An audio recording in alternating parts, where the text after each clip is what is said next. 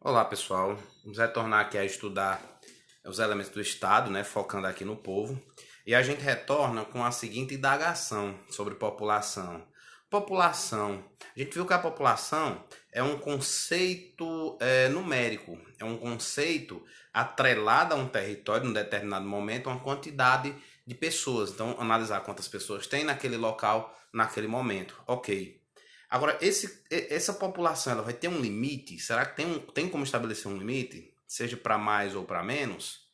Óbvio que não, né? Óbvio que não tem como você estabelecer um limite para a população de um estado. Existem, obviamente, estados como a China que estabelecem controle populacional, onde buscam, né, estabelecer políticas de controle à natalidade, para evitar que, de certa forma, a população ela cresça ainda mais de um modo desenfreado. Isso se dá por lá já tem uma população de qualquer forma muito grande. Lá é um local com uma população muito grande, né? E também lá funciona esse tipo de controle obrigatório de natalidade, também porque é um local onde não tem uma democracia, onde haja uma defesa da liberdade das pessoas. Então é bem mais fácil estabelecer esse tipo de controle. População mínima. Tem uma população mínima? Lógico que não tem como a gente estabelecer um mínimo, até porque não existem estados tão minúsculos assim, mas a gente tem que imaginar que nenhum estado existe a não ser com uma coletividade de pessoas, né? Não existe sociedade de uma pessoa só. Então, esse seria o condicionamento mínimo, né? Tem que ser pelo menos uma pluralidade, um grupo de pessoas que exijam uma estrutura institucional complexa para regê-los, diríamos assim. Sobre o povo, vimos o conceito de povo no vídeo anterior, vimos que o povo é um grupo de pessoas, né? É o conjunto de pessoas que tem uma ligação, um vínculo jurídico junto ao Estado. E esse vínculo jurídico é a nacionalidade. O povo, sobre o povo, Jelinek, né? George Jelinek, um grande autor alemão, um jurista alemão, ele encarava a relação do seu povo com o Estado, né? O seu povo com o seu Estado, de quatro formas. Como é que o povo se relacionava com o Estado? De quatro formas, dizia Jelinek. O povo ocupa na relação junto ao Estado um status passivo, que seria, né, uma condição de ser sujeito de deveres. Por ser povo daquele local, eu tenho deveres para com aquele local, diversos deveres. O status ativo seria um status de participação política. Por ser povo brasileiro, eu posso participar politicamente da formação da vontade do Brasil. Então, por ser povo brasileiro, eu sou também eu acabo sendo, quando adquiro os requisitos necessários, idade, cadastro eleitoral, eu me torno um cidadão brasileiro e eu participo ativamente da formação da vontade do Estado brasileiro. Ele dizia que isso era o status ativo. O status negativo, por sua vez, seriam as liberdades. Por eu ser povo brasileiro, eu posso exigir que os meus direitos sejam respeitados pelo Estado. Então, o Estado ele tem que respeitar os meus direitos, que isso significa respeitar a minha liberdade. É daí que vem aquela máxima, né? Aquele princípio da liberdade em que diz que você não é obrigado a fazer nada ou deixar de fazer alguma coisa, senão em virtude de lei. Eu não sou obrigado a fazer nada, a não ser que haja uma lei me obrigando, né? Da mesma forma que eu não posso ser proibido de fazer nada, a não ser que aquilo seja contrário à lei. Então esse seria o limite da minha atuação. E isso vem nesse status negativo. E o status positivo, de acordo com Jelinek, seria quando o cidadão, quando o povo, melhor dizendo, ele passa a exigir do Estado algo a mais. Olha, Estado, você não serve apenas para criar lei para regular a vida social. Você tem que servir para algo mais. Você tem que servir para promover o desenvolvimento da sociedade, reduzir as desigualdades, ofertar serviços públicos de qualidade, né? Aí seria, dentro daquela perspectiva de estado de bem-estar social, né, estado democrático de bem-estar social, que vocês viram quando estavam estudando evolução histórica do Estado. Nós vimos que, só para fazer um paralelo, nós vimos três movimentos, os últimos movimentos na evolução histórica do Estado.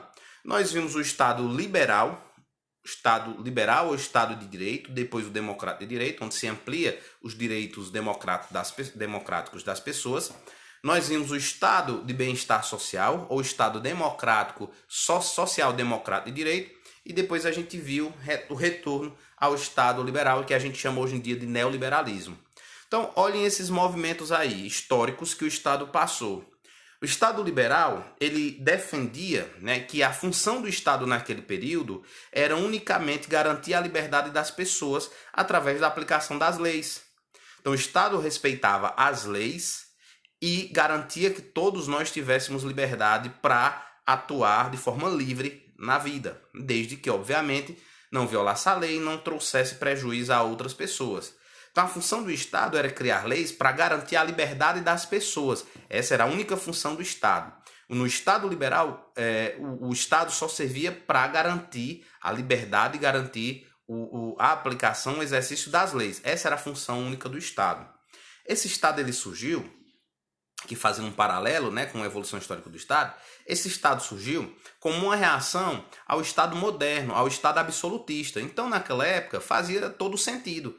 Ninguém queria mais um Estado que não respeitava as leis. Ninguém queria mais um Estado onde o rei tinha superpoderes e que estava acima das leis, que violava a liberdade das pessoas, que violava os direitos das pessoas e ficava por isso.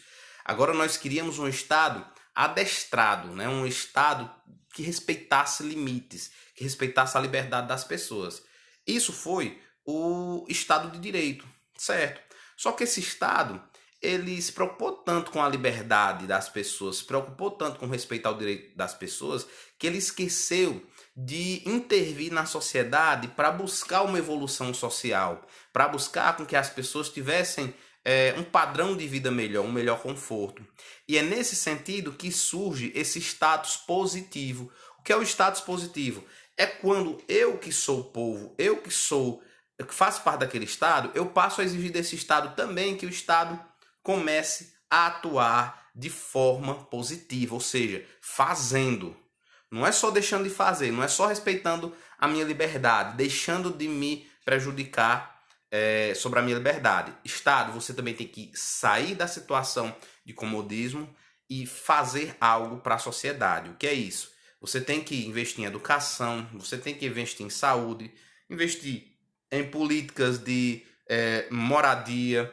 Você tem que investir em políticas de cunho social para, de certa forma, trazer um conforto à sociedade, uma melhoria no desenvolvimento da sociedade. Essa seria a ideia de status positivo. Quando eu estou exigindo do Estado isso, eu estou nessa condição, nesse status de status positivo, ou seja, de exigir do Estado. Do Estado. Essa seria essa posição, esse status positivo, né?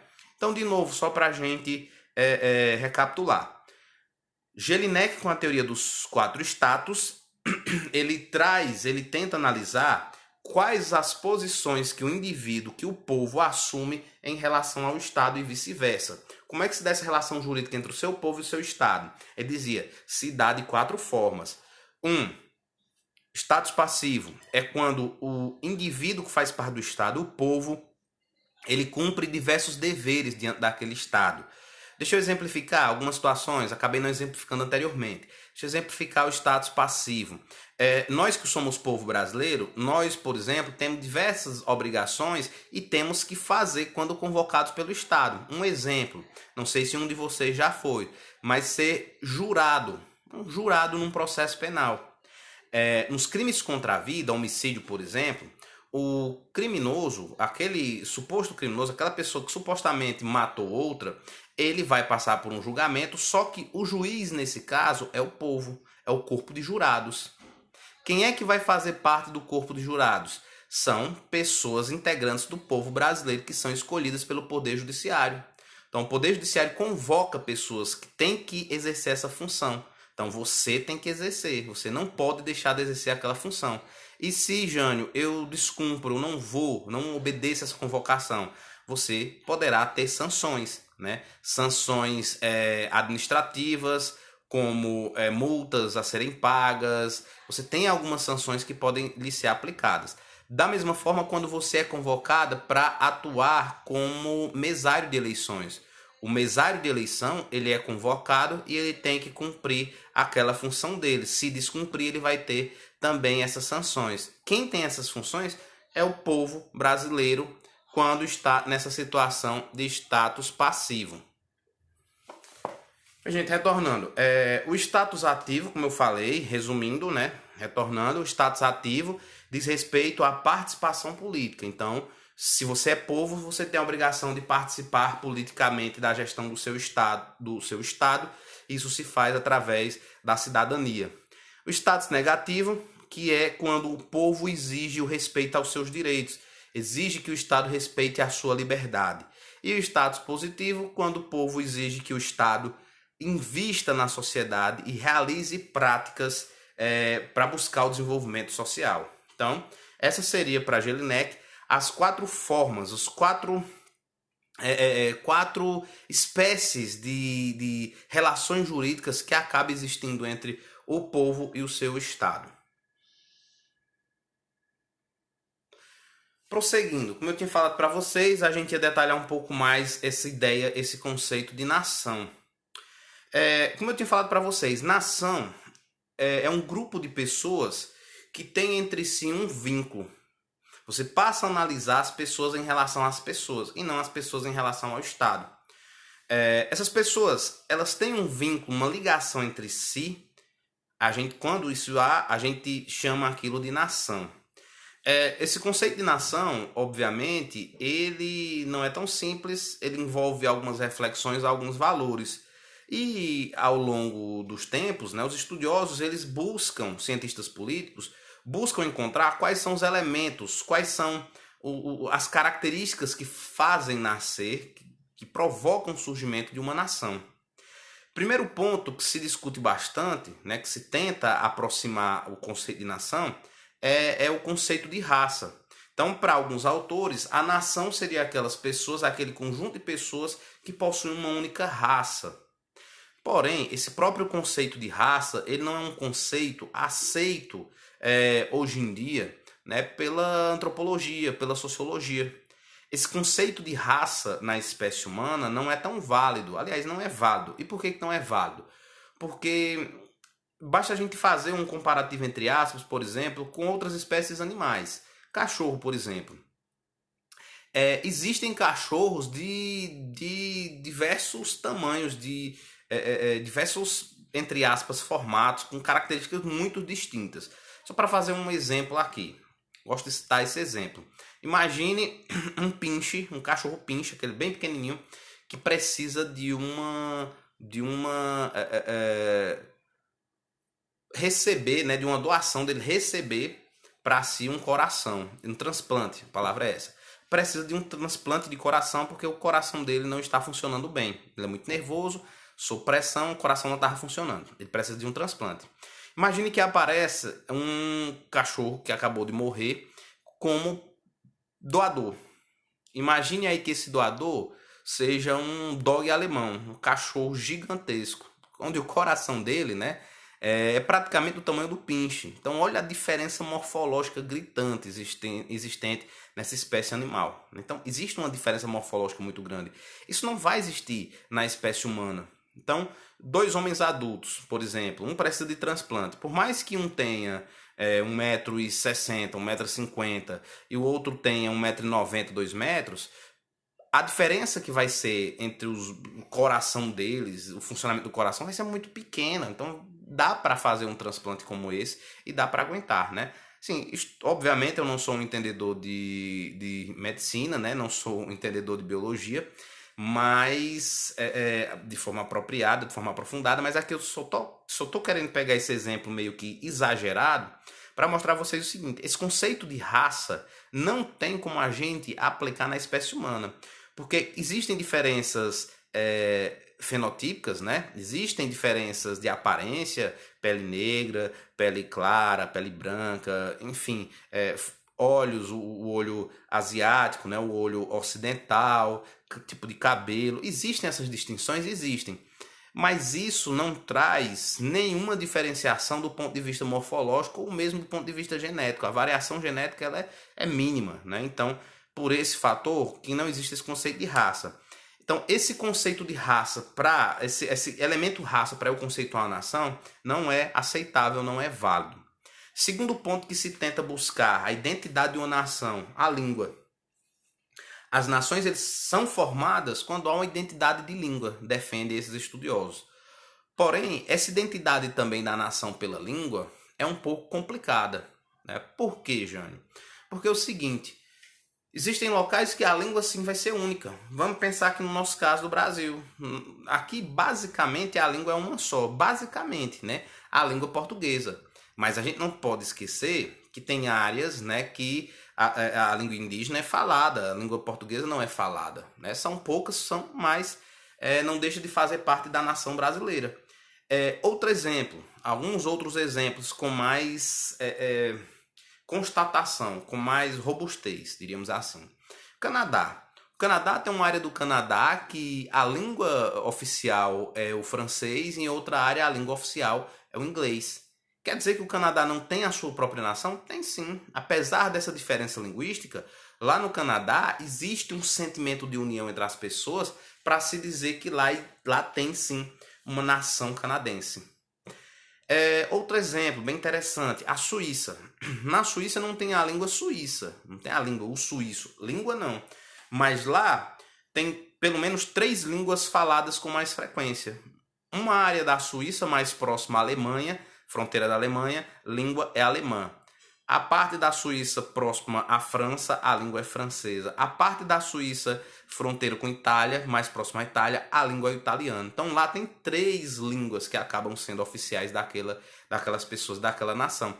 E mesmo assim a Suíça é considerada uma nação. Outro ponto, religião. Já que a língua não é um requisito específico para o conceito da nação, porque existem nações com mais de uma língua, então, Jânio, a religião pode ser. Gente, essa acaba sendo a mesma reflexão que a gente falou anteriormente. Vamos pensar em religião no sentido de igrejas específicas. Então, a gente no Brasil vai ter, por exemplo, católicos, vai ter protestantes, saindo do âmbito apenas de igrejas, assim, num campo mais macro de religiões, vai ter budistas, vai ter judeus, vai ter hinduístas, diversas religiões. A religião por si só, ainda mais hoje em dia, que pelo menos na maioria dos locais existe a liberdade religiosa, a liberdade das pessoas manifestarem suas religiões, na maioria dos países democráticos, ou em todos os países verdadeiramente democráticos, não tem como eu vincular a religião ao conceito de nação. Então, mais um elemento que não dá para a gente utilizar para conceituar nação. Então, só sobra o último elemento. O que é nação? A nação é um conjunto de pessoas, é um grupo de pessoas que tem um sentimento de união entre si, um sentimento de vínculo entre si. Tem uma comunhão cultural, uma comunhão histórica também. Tem uma história em comum, tem uma cultura semelhante,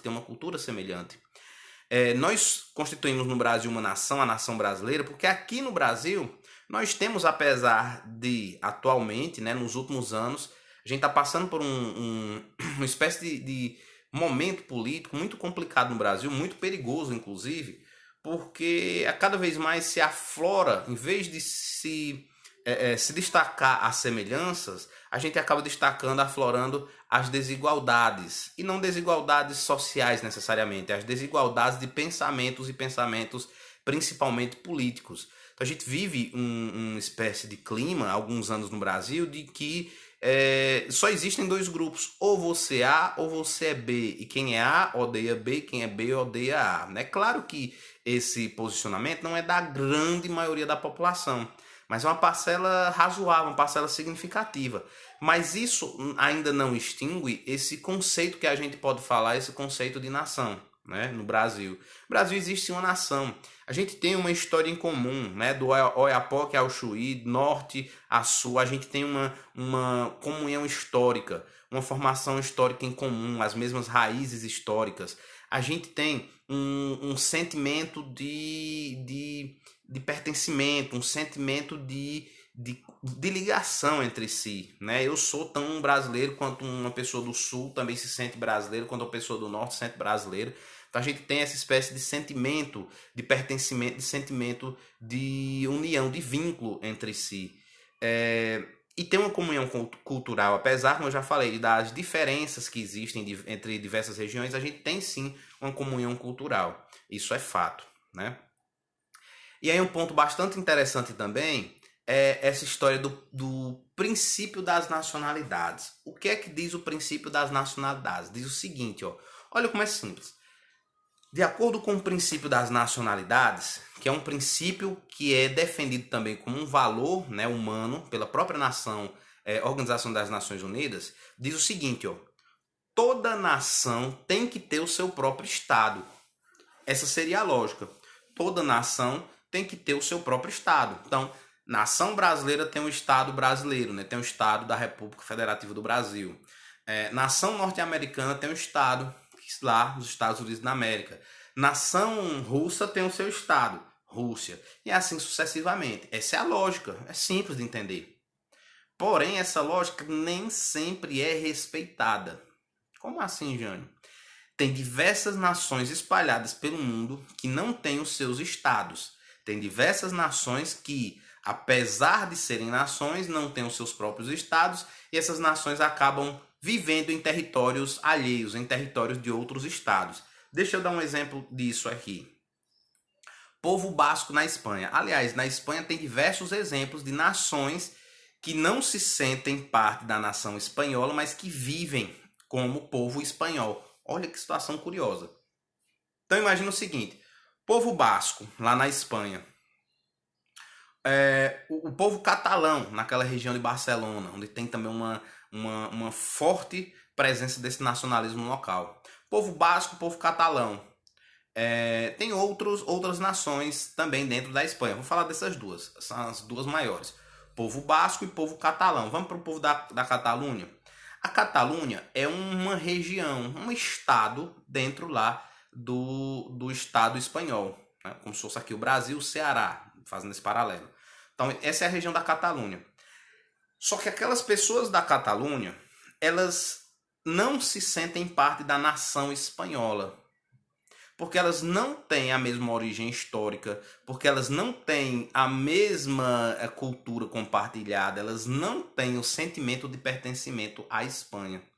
Jânio, mas não é um estado da Espanha? Eles não nasceram lá em solo espanhol? Sim. E eles até são considerados espanhóis. Vínculo jurídico deles eles têm com o Estado espanhol.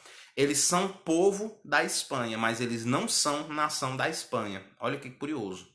Não são nação da Espanha, eles não se sentem dentro daquela nação espanhola, porque eles não têm esse vínculo afetivo, esse vínculo cultural, esse vínculo histórico. Inclusive a Catalunha, né, e o povo basco também, tem línguas próprias. Eles acabam falando espanhol porque é a língua do Estado da Espanha, que eles precisam muitas vezes utilizar, porque é a língua oficial, mas eles falam, na maior parte do tempo, a língua própria daquele local, né, a língua catalã, a língua basca. Claro que eu já falei para vocês que a língua por si só não é um elemento para caracterizar a nação. Não é. Mas o que eu estou falando para vocês é que a diferença cultural é bastante. A diferença, as origens históricas distintas. E da mesma forma não existe esse sentimento de união, esse sentimento de pertencimento. Então, existem como essa aí que eu estou falando, nação catalã ou nação basca, que mesmo vivendo dentro de um território lá que faz parte da Espanha, eles não têm o território deles, eles não têm o estado próprio deles para dizer, eu como nação catalã, eu tenho meu estado da Catalunha. Não tem, né? Isso, gente, gera no mundo, e na Espanha gerou também, diversos conflitos e muitas vezes até atentados, grupos terroristas que surgem, né? O grupo basco, por exemplo, ETA, lá na Espanha, é um grupo que busca a independência da nação basca, criação do seu próprio Estado lá na Espanha, e que durante um tempo esse grupo utilizava do terrorismo lá na Espanha. A Espanha é um dos estados europeus que, até na história recente, sofria com atentados terroristas, um dos poucos, né? Assim como a Irlanda também lá, existe esse terrorismo pelo separatismo da Irlanda. Mas enfim, um dos poucos estados, né, em que se tinha esse terrorismo voltado a essa questão da criação, da separação e criação de novos estados adequando-se a essa realidade de nação. Da mesma forma, existem diversas nações espalhadas na Rússia. Na Rússia também existe essa questão de algumas nacionalidades, de algumas nações, que coexistem naquele vastíssimo território, que a Rússia é gigantesca, né? Praticamente um continente. É um estado que situa-se em 2 continentes, Europa e Ásia, né? Outras nações pelo mundo, os curdos, que é uma nação extremamente sofrida, que fica ali na Ásia, no Oriente Médio, no Iraque, na Síria. É uma nação extremamente sofrida, extremamente perseguida. O Estado Islâmico, né, atacava com bastante força os curdos a ponto de buscar a exterminação dessa nação. E eles não têm um território deles também. Então, esse princípio das nacionalidades que a gente está discutindo é bem complicado, né? Mas tem uma nação bem interessante, ó. Princípio das nacionalidades, para a gente encerrar essa parte da aula. O princípio das nacionalidades diz, mais uma vez, toda nação deve ter o seu próprio Estado. Mas será que toda nação quer ter o seu próprio Estado? Deixa eu dar um exemplo de uma nação que não quer ter o seu próprio Estado, que não faz a mínima questão de ter o seu próprio Estado.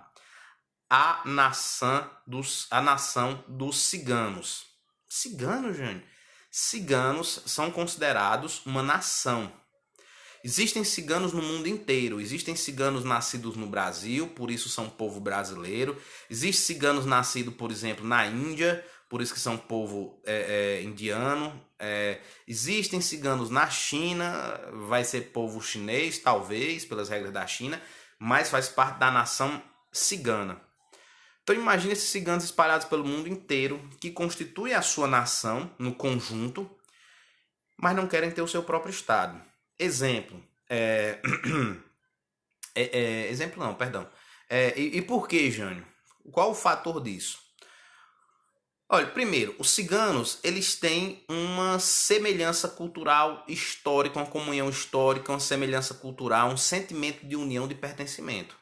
Por mais que o cigano tenha nascido nos Estados Unidos ou na China ou no Brasil, eles se sentem ciganos acima de tudo. E eles se sentem um sentimento de união entre eles.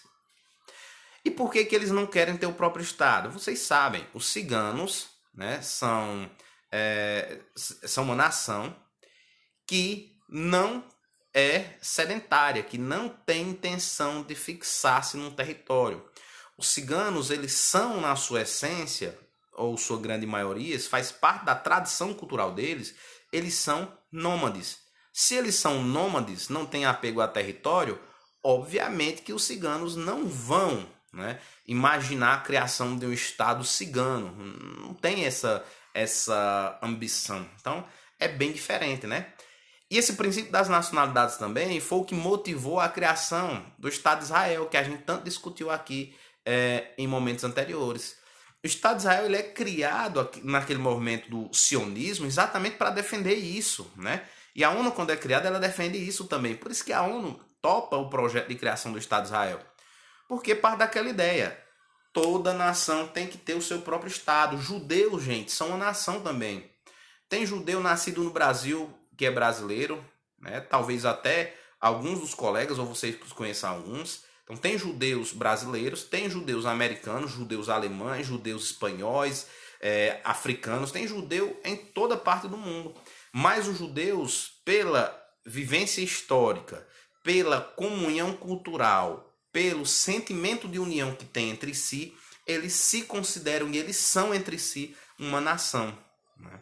Então, tudo isso aqui é uma discussão importante porque a partir do momento em que esse princípio das nacionalidades ele começa a não ser respeitado, muitos conflitos surgiram aí na história, né, da humanidade, na nossa história recente, ok?